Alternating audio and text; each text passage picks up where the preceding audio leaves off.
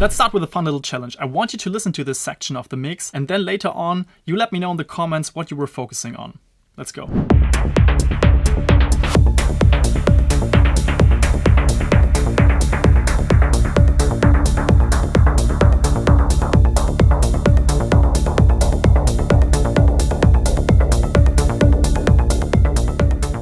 If you're like most producers, you probably try to zoom in on tiny little details and nuances of the sound, trying to spot errors, trying to think about what are things that you can correct in the sound.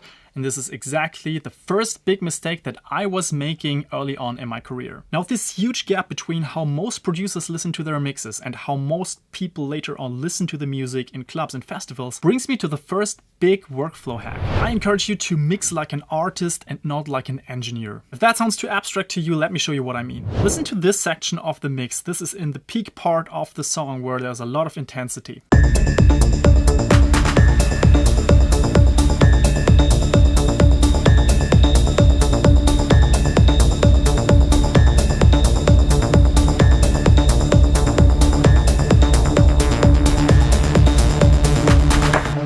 Now I want you to listen to the same section again, but this time look at the spectrum analyzer span.